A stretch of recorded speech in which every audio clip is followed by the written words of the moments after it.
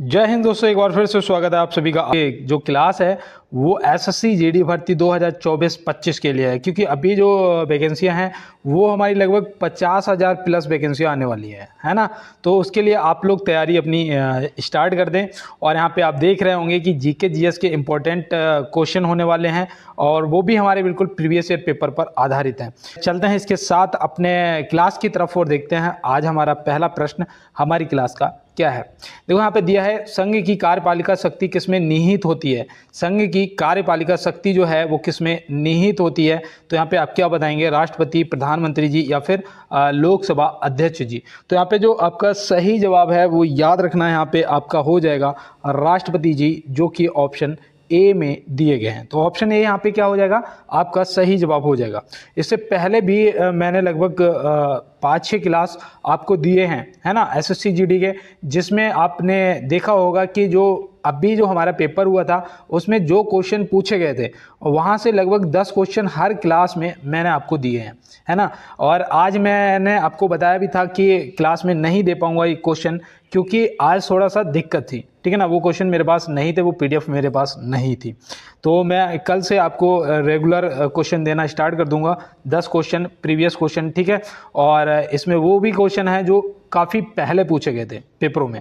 तो यहाँ पे आप मेरे साथ जुड़ जाइएगा, चैनल को सब्सक्राइब कर लेना, बेल आइकन को दबा देना और थोड़ा सा सपोर्ट दिखाना क्लास को, लाइक वाला बटन दबा देना। और अगर हो सके तो अपने दोस्तों को शेयर कर देना और बोल देना कि ज्वाइन कर लो, क्योंकि टेलीग्राम का लिंक भी मैं आपको दे दूंगा अगर आप बोलेंगे, जिस पे आपको बिल्कुल फ्री पीडीएफ मिलेगी। कोई भी पीडीएफ चार्ज आपसे नहीं लगेगा, रोज 50 क्वेश्चनों की पीडीएफ आपको फ्री में मिलेगी। साथ में आपके जो प्रीवियस पेपर हैं उनकी आंसर की है मेरे पास, ठीक है ना, वो भी आपको फ्री में मिल जाएंगी। तो यहाँ पे दिया है कि भारतीय संघ में किसी राज्य को सम्मिलित करने का अधिकार किसे है ना। यहाँ पे पूछा गया है भारतीय संघ में किसी राज्य को सम्मिलित करने का जो अधिकार है वो किसे होता है। राष्ट्रपति जी को होता है, प्रधानमंत्री जी को होता है, या संसद के पास होता है। तो याद रखना भैया, ये संसद को होता है। ऑप्शन सी यहाँ पे क्या हो जाएगा, ऑप्शन सी जो है बिल्कुल सही जवाब संसद हो जाएगा। और चलते हैं इसके साथ अपने अगले प्रश्न पर। प्रधानमंत्री की नियुक्ति राष्ट्रपति जी करते हैं, किस अनुच्छेद में वर्णित है। प्रधानमंत्री जी की नियुक्ति जो है वो राष्ट्रपति जी करते हैं, लेकिन ये किस अनुच्छेद में वर्णित है। तो याद रखना, इनसे संबंधित अनुच्छेद है अनुच्छेद 75। कौन सा, ऑप्शन ए अनुच्छेद 75 आपका सही जवाब हो जाएगा। और जो मुख्य न्यायाधीश जी होते हैं उनकी नियुक्ति अनुच्छेद 76 के अकॉर्डिंग होती है। 61 में क्या दिया गया है, महाभियोग की कार्रवाई होती है राष्ट्रपति जी पे, है ना। राष्ट्रपति जी को पद से हटाने के लिए क्या किया जाता है, महाभियोग की कार्रवाई की जाती है ना। तो ये आप ध्यान में रखेंगे। और चलते हैं इसके साथ अपने अगले प्रश्न पे। देखो यहाँ पे दिया है, मंत्रिपरिषद व्यक्तिगत रूप से उत्तरदायी होता है। मंत्रिपरिषद व्यक्तिगत रूप से उत्तरदायी होता है। आप अपना आंसर करिएगा, ऑप्शन ए राष्ट्रपति जी, ऑप्शन बी प्रधानमंत्री जी, ऑप्शन सी या संसद। तो यहाँ पे जो आपका सही जवाब है वो क्या हो जाएगा। तो यहाँ पे याद रखना, आपका सही जवाब राष्ट्रपति जी हो जाएगा। क्या हो जाएगा, राष्ट्रपति जी। ऑप्शन सी ऑप्शन ए राष्ट्रपति जी बिल्कुल सही जवाब हो जाएगा। और कौन से आर्टिकल में ये दिया गया है, तो याद रखना आर्टिकल 75 में ही दिया गया है। तो ये भी आप ध्यान रखेंगे। और चलते हैं इसके साथ अपने अगले प्रश्न पे। यहाँ पे दिया है, भारतीय संविधान में कितनी भाषाओं को मान्यता प्राप्त है। भारतीय संविधान में कितनी भाषाओं को मान्यता प्राप्त है। तो याद रखना, यहाँ पे आपका जो ऑप्शन ए 10, बी 18, सी 20। तो कुछ नहीं, यहाँ पे आपका सही जवाब इनमें से कोई नहीं होगा, क्योंकि कितनी भाषाओं को मान्यता प्राप्त है, 22 भाषाओं को मान्यता प्राप्त है। कितनी, 22 भाषाओं को मान्यता प्राप्त है। ये कौन से आर्टिकल में आती हैं, तो आर्टिकल भी याद रखना, आर्टिकल हो जाएगा यहाँ पे आपका 343। कौन सा आर्टिकल हो जाएगा, 343 आर्टिकल हो जाएगा। संघ की राजभाषा जो है, क्या कहा गया है आर्टिकल 343 में, कि हिंदी होगी। संघ की राजभाषा क्या होगी, हिंदी होगी। और जो लिपि है वो क्या होगी, लिपि होगी देवनागरी। क्या होगी, देवनागरी होगी। तो ये भी आप ध्यान में रखेंगे दोस्त। और चलते हैं इसके साथ अपने अगले प्रश्न की तरफ। देखो यहाँ पे दिया है, शहीद चंद्रशेखर आजाद पक्षी अभयारण्य किस राज्य में है। शहीद चंद्रशेखर आजाद पक्षी अभयारण्य किस राज्य में है। तो यहाँ पे देखो आपको क्या होगा, आपका सही जवाब तो यहाँ पे उत्तर प्रदेश, ऑप्शन ए जो है ये आपका हो जाएगा सही जवाब, ठीक है ना। दूसरा याद रखना, गुजरात में आपका गिर नेशनल पार्क है ना, गिर नेशनल पार्क है। और मध्य प्रदेश में आपका कूनो नेशनल पार्क है ना, जहाँ से निमामिया से 8 चीते आए थे, आपको अभी भी याद होगा। और चलते हैं इसके साथ अपने अगले प्रश्न की तरफ, फॉलो कर लेना। यहाँ पे दिया है, विश्व के क्षेत्रफल में भारत का क्षेत्रफल कितना है, विश्व के क्षेत्रफल में भारत का क्षेत्रफल कितना है। तो यहाँ पे आप क्या बताएंगे, तो यहाँ पे दोस्त आपका जो सही जवाब है वो याद रखना हो जाएगा 2.42%। ऑप्शन सी यहाँ पे क्या हो जाएगा, आपका सही जवाब हो जाएगा। एरिया की बात करें तो याद रखना कितना हो जाएगा, 32,87,263 वर्ग किलोमीटर है ना, वर्ग किलोमीटर। ये भारत का क्षेत्रफल है। इकाई, दहाई, सैकड़ा, हजार, 10,000, लाख, 10 लाख, 32,87,263 वर्ग किलोमीटर भारत का क्या है, क्षेत्रफल है। तो ये भी आप ध्यान में रखेंगे। चलते हैं अपने अगले प्रश्न पे। पारसेक का इकाई क्या है, पारसेक का इकाई क्या है। तो पारसेक की यहाँ पे इकाई पूछी गई है, तो आप इनमें से क्या बताएंगे, option A, B, C, D. तो यहाँ पे पारसेक की जो इकाई है वो लंबाई होती है भैया, क्या होती है, लंबाई। ऑप्शन ए यहाँ पे हम क्या कर देंगे, बिल्कुल सही जवाब कर देंगे। केल्विन जो दे रखा है ये ताप का एसआई मात्रक होता है, किसका, ताप का एसआई मात्रक केल्विन होता है। और यहाँ पे देखो जो मीटर दे रखा है ये किसका एसआई मात्रक होता है, तो याद रखना भैया ये दूरी का होता है, किसका, दूरी का एसआई मात्रक मीटर होता है। तो इसको भी आप क्या करेंगे, ध्यान में रखेंगे। चलते हैं इसके साथ अपने अगले प्रश्न की तरफ और देखते हैं हमारा अगला क्या है। देखिए यहाँ पे दिया है कोयला उत्पादन में भारत का विश्व में कौन सा स्थान है। कोयला उत्पादन में भारत का विश्व में कौन सा स्थान है।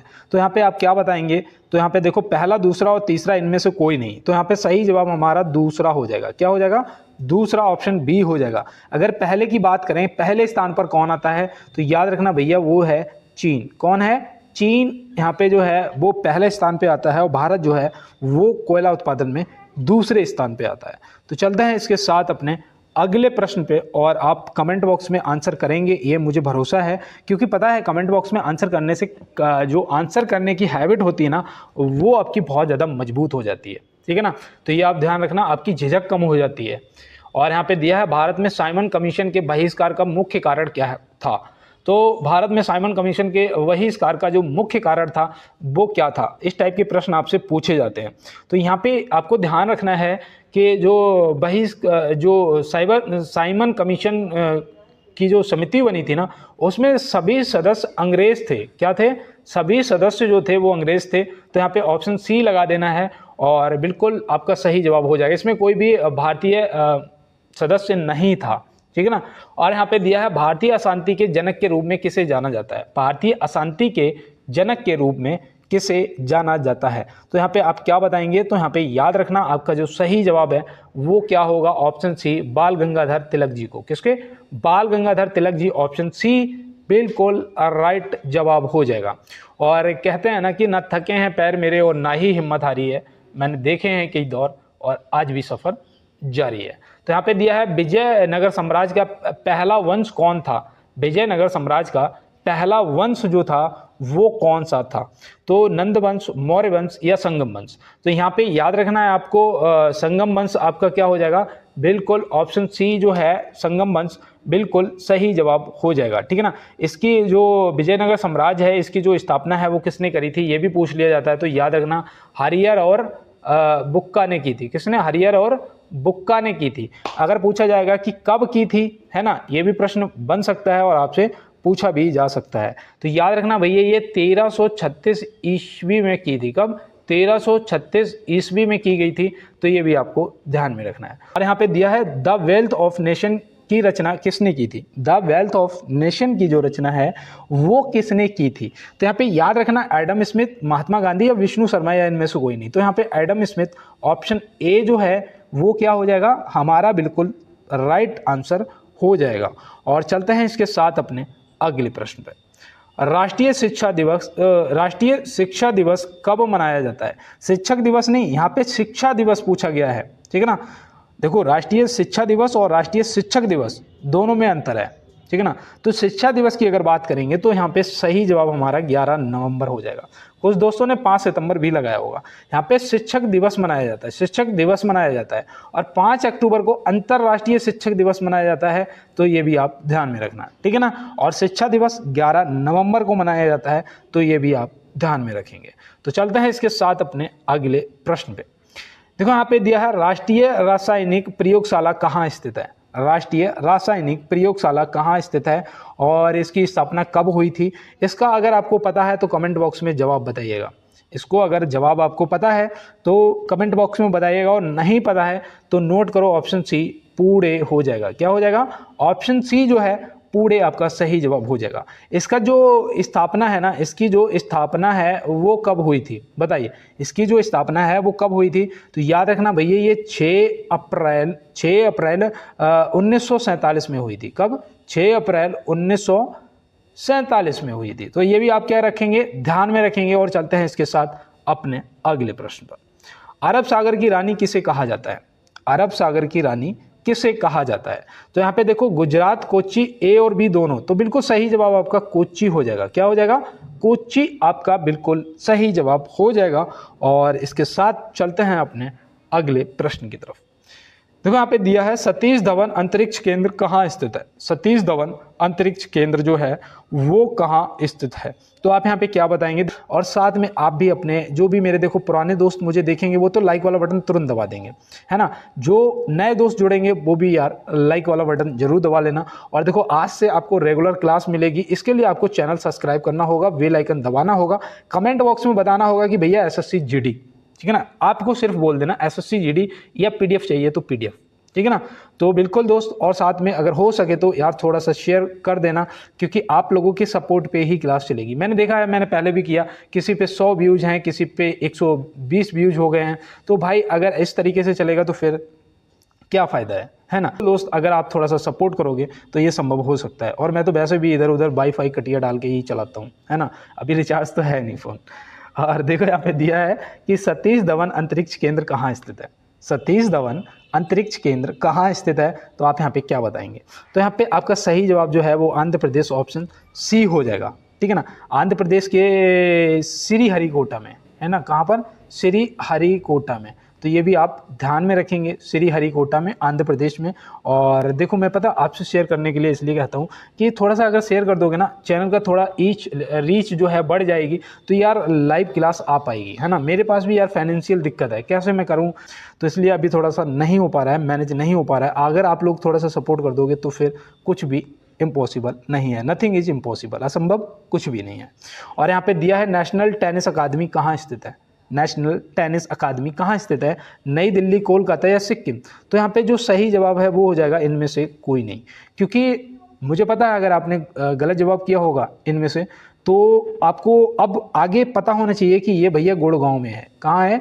गुड़गांव में है। मैंने भैया यहाँ पे बहुत नौकरी करी है, नौकरी बोल सकते हैं भैया, जॉब तो नहीं कह सकते, नौकरी, क्योंकि यार ऑटो भी चलाया है, सब्जी भी बेची है इस शहर में, और कंपनियों में भी जॉब की है ना। कुछ समय मैंने यहाँ पे अपना दिया है जब मैं कह सकता हूँ कि मेरे घर की बहुत ज़्यादा फाइनेंशियल स्थिति ख़राब हो चुकी थी, ठीक है ना। उस टाइम में गया और मैंने फिर, मुझे तो काम चाहिए था, काम से मतलब काम कोई छोटा बड़ा नहीं होता दोस्त। मेरे दादाजी कहते थे कि मोची बन जाना, मोची बन जाना, लेकिन वो भी ऐसा बनना अपने शहर का कि तुम्हारे जैसा कोई दूसरा जूता गांठ ना पाए, जहाँ से मतलब सिल दिया वहाँ से तो नहीं फटना चाहिए, अदर कहीं से भी फट जाए, ठीक है ना। तो मतलब खुद को बेहतर बनाना है, काम कोई छोटा बड़ा नहीं होता है। जीवन में अगर आगे जाना है तो स्ट्रगल आपको करना पड़ेगा।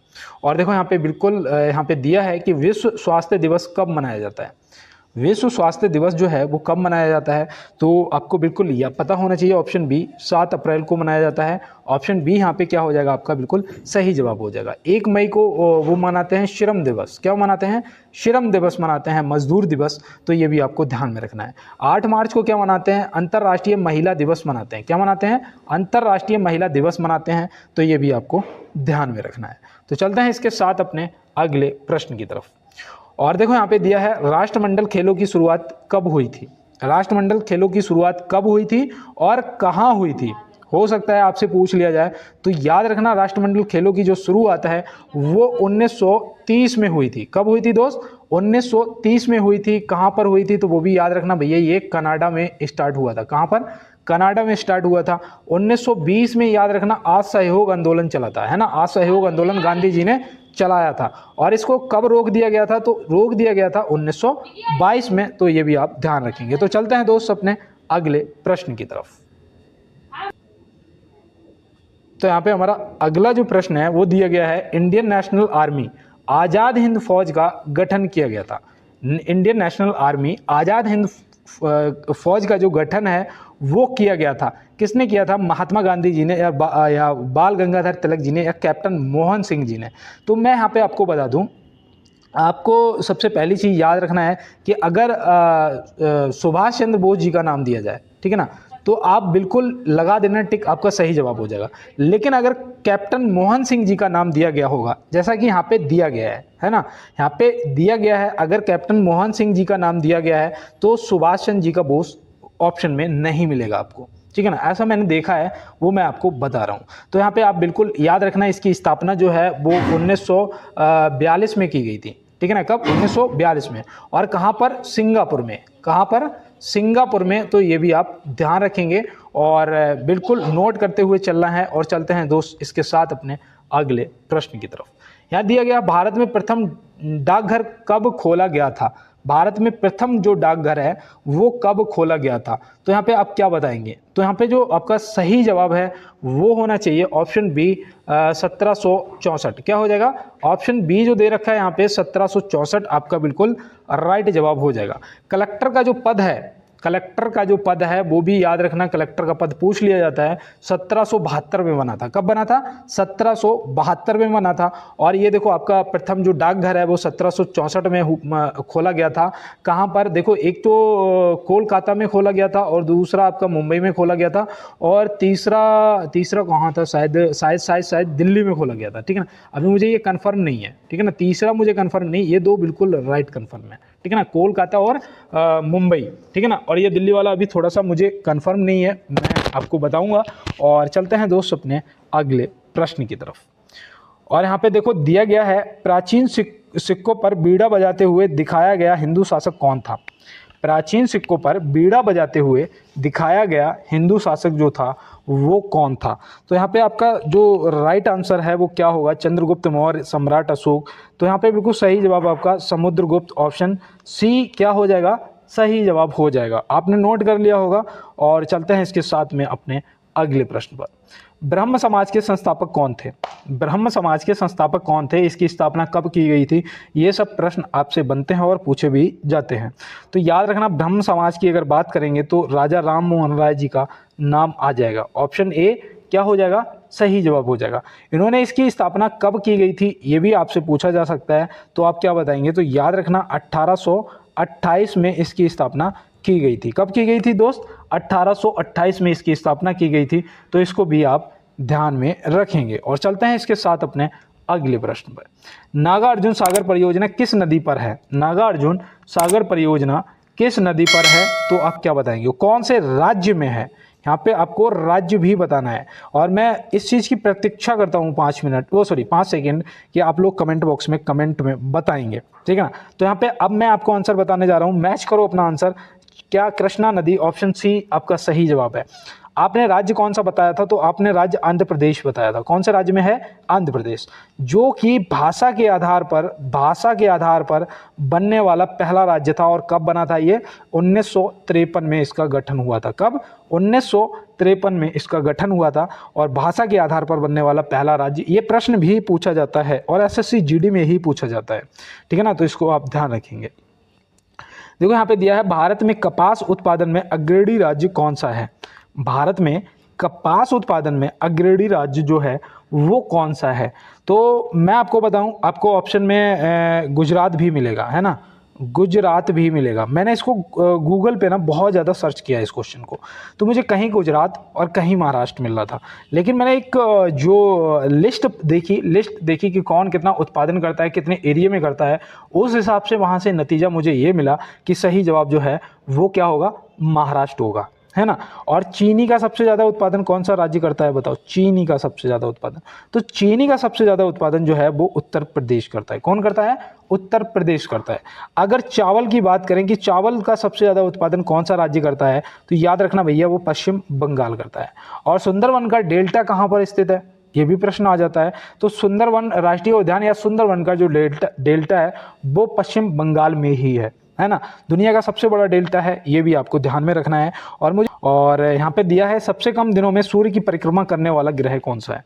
सबसे कम दिनों में सूर्य की परिक्रमा करने वाला ग्रह कौन सा है। तो यहाँ पे आपका सही जवाब जो है वो बुध ग्रह हो जाएगा। क्या हो जाएगा? बुध ग्रह। ये भैया पता है कितने दिनों में कर लेता है? मात्र 88 दिनों में। कितने? मात्र 88 दिन में।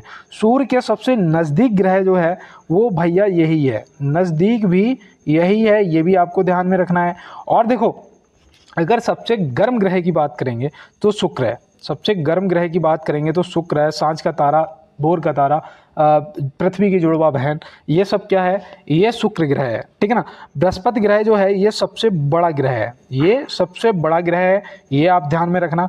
ये 11.96 वर्ष, ठीक है ना। आपको ऑप्शन में 12 वर्ष भी मिल सकता है, ठीक है ना। तो या तो 11.96 वर्ष दिया होगा या फिर 12 वर्ष दिया होगा। तो याद रखना एक राउंड ये 11.96 वर्ष में कर पाता है। इसका कलर भी याद रखना भैया, पीला कलर होता है बृहस्पति का, ठीक है ना। तो ये भी आपको ध्यान में रखना है। तो चलते हैं इसके साथ अपने अगले प्रश्न पे।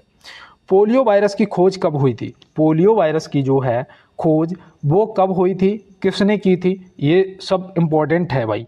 तो यहाँ पे याद रखना पोलियो वायरस की जो खोज है वो 1909 में हुई थी। कब हुई थी? 1909 में हुई थी। किसने की थी? तो वो भी याद रखना, कॉल लैंड स्टीनर, है ना। कॉल लैंड स्टीनर पूरा नाम था। तो वो भी याद रखना 1909 में की गई थी। 1901 में नोबेल पुरस्कार का शुभारंभ हुआ था, है ना। नोबेल पुरस्कार दिया गया था। सबसे पहले नोबेल पुरस्कार जो है वो भी याद रखना किसे मिला था? रविंद्रनाथ टैगोर जी को मिला था, है ना। रविंद्रनाथ टैगोर जी को उनकी उसके लिए कौन सा साहित्य था? गीतांजलि के लिए। किसके लिए? गीतांजलि के लिए। कब मिला था? तो वो भी याद रखना 1913 में मिला था। अब ये सब चीज़ें मुझे रट कैसे गई? ये मुझे ऐसे ही रट गई हैं क्योंकि इस क्वेश्चन को कम से कम मैंने 20 बार लिखा होगा, अलग अलग दिनों में, अलग अलग जगह, ठीक है ना। तो मुझे ये याद हो गया। अब यहाँ पे देखो 1919 में क्या हुआ था? 13 अप्रैल को जलियांवाला बाग हत्याकांड हुआ था, जो कि अमृतसर में हुआ था, है ना। तो ये भी आपको ध्यान में रखना है। चलते हैं दोस्त अपने अगले प्रश्न की तरफ। कौन सी अक्षांशीय रेखा भारत को 2 भागों में विभाजित करती है? कौन सी अक्षांशीय रेखा भारत को 2 भागों में विभाजित करती है? तो यहाँ पे मैं आपके आंसर का वेट कर रहा हूँ। यहाँ पे मैं आपके आंसर का वेट कर रहा हूँ और मुझे मालूम है कि आप सही जवाब करेंगे। कुछ दोस्तों ने लगा भी दिया है ए और बी दोनों, जो कि आपका गलत हो चुका है, चालान कट चुका है। अब यहाँ पे आप क्या करें? ऑप्शन ए कर्क रेखा नोट कर लें, ठीक है ना दोस्त। लिख लिया आपने? चलते हैं अपने अगले प्रश्न पे। और ज़्यादातर हुआ करे ना, स्क्रीनशॉट ले लिया करो या फिर सीधा यूट्यूब पे जाके डाउनलोड का ऑप्शन आ रहा होगा, देखो आ रहा है ना, डाउनलोड कर लिया करो सीधे, ये आपके पास सेव हो जाएंगे। आप जब चाहो, आपके पास डाटा भी नहीं होगा तब भी आप देख सकते हो, इसे वॉच कर सकते हो, ठीक है ना। तो ये आप ध्यान रखना। और देखो यहाँ दिया है पोंगल किस राज्य का त्यौहार है। मैं क्या करता था? मैं डाउनलोड कर लेता था, ठीक है ना। डाउनलोड कर लेता था, फिर वहाँ से क्वेश्चन लिखता था जो मुझे लगते थे ये सही है, ये सही है, ये सही है, सारे नोट्स बना लेता था, ऐसे समझ लीजिएगा। और यहाँ पे दिया है कि पोंगल किस राज्य का त्यौहार है। तो पोंगल यहाँ पे पूछा गया ना, याद रखना भैया तमिलनाडु का है। कहाँ का? तमिलनाडु का है। महाराष्ट्र में रंगोली मनाई जाती है ना। कौन सा? रंगोली। केरल में एक वो है, कौन सा लोक नृत्य है, कौन सा? कथकली, है ना, कथकली। तो ये भी आप याद रखना, कथकली भी पूछ लिया जाता है, केरल से संबंधित है। तो चलते हैं अपने अगले प्रश्न पे। इंकलाब जिंदाबाद का नारा किसने दिया था? यहाँ पे देखो इंकलाब जिंदाबाद का नारा पूछा गया है, आप क्या बताएंगे? महात्मा गांधी जी, सुभाष चंद्र बोस जी, या इनमें से कोई नहीं? ज़्यादातर दोस्त मेरे इनमें से कोई नहीं, क्योंकि भगत सिंह जी का नाम यहाँ पे देख रहे होंगे कि नहीं दिया भैया ने। याद रखना ये जो नारा है वो मौलाना हसरत मोहानी का है, ठीक है ना। ये मैंने गूगल पे जब सर्च किया, मैंने वहाँ पे पाया, तो मैंने देखा। उसके बाद क्या हुआ था, इन्हें इस नारे को भगत सिंह जी ने फेमस कर दिया था, ठीक है ना। उन्होंने बोला और वो फेमस हुआ।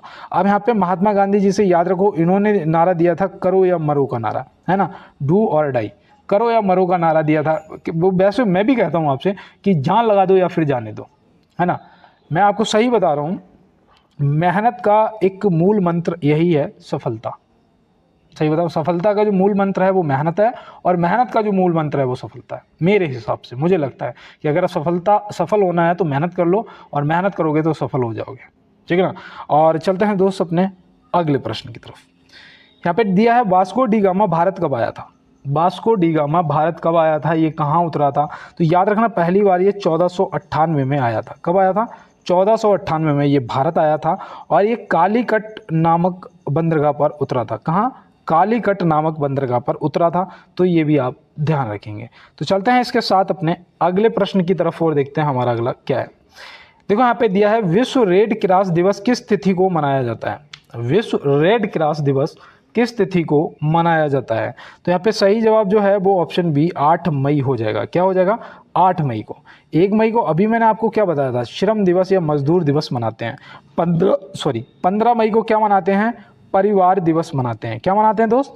परिवार दिवस मनाते हैं। तो ये भी आप ध्यान रखेंगे। चलते हैं दोस्त अपने अगले प्रश्न। 1971 के भारत पाकिस्तान युद्ध के समय रक्षा मंत्री कौन थे? 1971 के भारत पाकिस्तान युद्ध के समय रक्षा मंत्री कौन थे? प्रधानमंत्री कौन थे? राष्ट्रपति कौन थे? ये सब आपको क्या पता होना चाहिए, है ना। तो यहाँ पे देखो, यहाँ पे पहले तो आप प्रश्न का जवाब करो। याद रखना बाबू जगजीवन राम जी थे, है ना। ऑप्शन सी सही जवाब हो जाएगा। प्रधानमंत्री जो थी वो थी श्रीमती इंदिरा गांधी जी। कौन थी? प्रधानमंत्री श्रीमती इंदिरा गांधी जी। डॉक्टर फरुखुद्दीन अली अहमद जो थे ये राष्ट्रपति जी थे। कौन? ये राष्ट्रपति जी थे। तो अब यहाँ पे आपको याद रहेगा ना, भूलोगे तो नहीं, स्क्रीनशॉट ले लो और चलते हैं अपने अगले प्रश्न पर। भारत में प्रथम लोकपाल बिल किस वर्ष पारित हुआ था? भारत में प्रथम लोकपाल बिल जो है वो किस वर्ष पारित हुआ था? तो यहाँ पे आप क्या बताएंगे? यहाँ पे याद रखना 1968 में हुआ था। कब हुआ था? 1968। ऑप्शन सी जो है यहाँ पे आपका बिल्कुल सही जवाब हो जाएगा। और चलते हैं इसके साथ अपने अगले प्रश्न की तरफ। भारत का राष्ट्रीय वाक्य क्या है? भारत का राष्ट्रीय वाक्य क्या है? ये कहाँ से लिया गया है? ये भी पूछा जा सकता है ना। तो यहाँ पे याद रखना पहले तो आपका सत्यमेव जयते हो जाएगा। क्या हो जाएगा? सत्यमेव जयते। अभिवादन वाक्य क्या है? वो है नमस्ते, है ना। अभिवादन वाक्य जो है वो नमस्ते है और राष्ट्रीय वाक्य जो है वो सत्यमेव जयते है। मंडको उपनिषद से ये लिया गया है। किससे? मंडको उपनिषद से लिया गया। और गायत्री मंत्र भी पूछ लिया जाता है। बताओ गायत्री मंत्र कहाँ से लिया गया? तो वो आपके ऋग्वेद से लिया गया है, जो कि सबसे पुराना वेद है ना। सबसे पुराना वेद आपका ऋग्वेद है। तो ये भी आप ध्यान में रखेंगे। तो चलते हैं इसके साथ अपने अगले प्रश्न पे। आगरा के लाल किले का निर्माण किसने करवाया था? आगरा के लाल किले का जो निर्माण है वो किसने करवाया था? दिल्ली के लाल किले का निर्माण किसने करवाया था? तो भैया यहाँ पे प्रश्न का जवाब तो पहले अकबर हो जाएगा, है ना। भैया आगरे के लाल किले का निर्माण तो इसने कराया था और दिल्ली के लाल किले का जो निर्माण है वो किसने कराया था? वो कराया था शाहजहां ने। अब अगर आप मेरी राइटिंग पे जा रहे हो तो मैं आपको बता दूं मेरे पास पेन नहीं है ना। मैं ऐसे ही जुगाड़ बना के पेन चला रहा हूँ, ठीक है ना। जो पेन होना चाहिए लिखने के लिए वो नहीं है। अगर कोई मुझे दिया है गोल्डन गर्ल पुस्तक किससे संबंध है? गोल्डन गर्ल पुस्तक किससे संबंध है? तो भैया यहाँ पे आपको बताना है किससे संबंधित है। तो यहाँ पे बिल्कुल सही जवाब आपका उड़न परी या फिर पीटी ऊषा जी हो जाएगा। इनका ना दूसरा नाम उड़न परी भी है ना। तो बिल्कुल आप ध्यान रखेंगे। और चलते हैं दोस्त अपने अगले प्रश्न में। और देखो टेलीग्राम ज्वाइन कर लेना। मैं बता रहा हूँ भैया फ्री में कोई पीडीएफ नहीं देता है ना। मुझे आप ही लोगों ने बोला है ऐसा, मैं नहीं कह रहा हूँ, कमेंट बॉक्स में ही बोला था कि भैया फ्री में तो कोई पीडीएफ देता ही नहीं, आप कैसे दे रहे हो। बिल्कुल दोस्त देखो, अपन ने पार्ले जी खा के गुजारा किया अपनी लाइफ में, है ना। मैं रूम पे रहता था, पार्ले जी खा के गुजारा किया है। तो मुझे मालूम है यार, ठीक है ना। जो फौज में जाने के लिए, फोर्स में जाने के लिए बंदा होता है 90% यार गरीब घर से ही होते हैं, ठीक है ना। तो बिल्कुल दोस्त मैं आपकी हेल्प करूंगा और आप भी थोड़ा मेरा सपोर्ट करिएगा। और देखो यहाँ पे दिया है धूम्रपान पर प्रतिबंध लगाने वाला विश्व का पहला देश कौन सा है? धूम्रपान। तो बिल्कुल धूम्रपान पे पूर्ण रूप से प्रतिबंध लगाना चाहिए, पूरे विश्व में लगाना चाहिए। और यहाँ पे सही जवाब आपका भूटान, ऑप्शन सी हो जाएगा। नई जनरेशन में मैंने देखा है बहुत से युवा जो हैं इसका शिकार हो जाते हैं, जो कि बिल्कुल गलत है यार। और यहाँ पे दिया है जवाहरलाल नेहरू भारत के प्रथम प्रधानमंत्री कब बने? तो जवाहरलाल नेहरू जी भारत के प्रथम प्रधानमंत्री जी कब बने थे?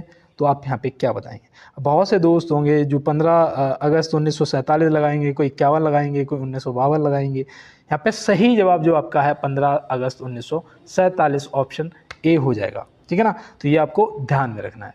और चलते हैं इसके साथ अपने अगले प्रश्न पे।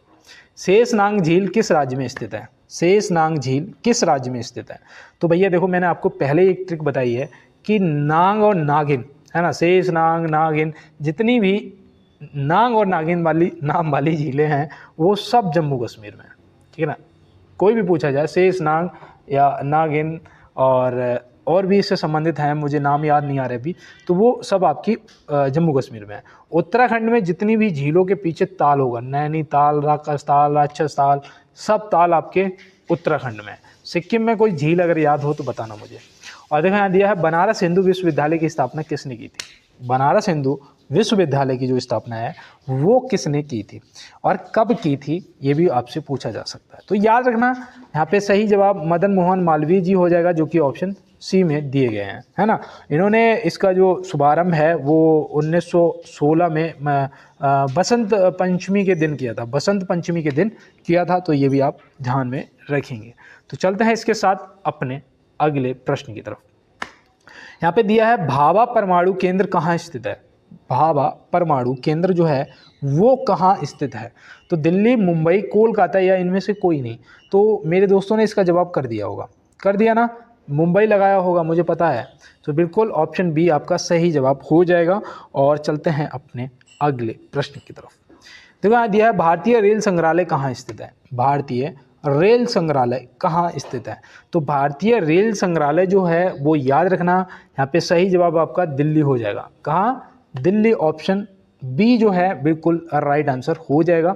और चलते हैं इसके साथ अपने अगले प्रश्न की तरफ। पागल बादशाह के नाम से किसे जाना जाता था। पागल बादशाह के नाम से किसे जाना जाता था। तो यहाँ पे आप क्या बताएंगे अपना सही जवाब। मोहम्मद बिन तुगलक, ऑप्शन सी क्या हो जाएगा, सही जवाब हो जाएगा। ये जो बाबर है ये मुगल वंश का संस्थापक था। किसका, मुगल वंश। इसका पूरा नाम था बाबर का आक्रांता बाबर बोला करो। क्या, बाबर के साथ में आक्रांता और लगा दिया करो, ठीक है ना। आक्रमणकारी था और निर्दयी भी था, तो यहाँ पे आक्रांता बाबर बोल दिया करो, ठीक है ना। चलते हैं दोस्त अपने अगले प्रश्न की तरफ। और यहाँ पे दिया गया है आतंक विरोधी दिवस किस तिथि को मनाया जाता है। आतंक विरोधी दिवस जो है वो किस तिथि को मनाया जाता है। 30 जनवरी, 23 जनवरी या 21 मई। तो यहाँ पे सही जवाब आपका 21 मई हो जाएगा। क्या हो जाएगा, 21 मई आपका राइट आंसर हो जाएगा। और मैं यहाँ पे आपको बता दूं कि 30 जनवरी और 23 मार्च को शहीद दिवस मनाया जाता है। क्या, शहीद दिवस मनाया जाता है। ये आपको दोनों डेटें याद रखनी है, ठीक है ना। चलते हैं अपने अगले प्रश्न। लोकटक झील किस राज्य, लोकटक होनी चाहिए थी, ठीक है ना। यहाँ पे तक की जगह पे टक होना चाहिए था, ये तक हटा दो, टक कर दो, ठीक है ना।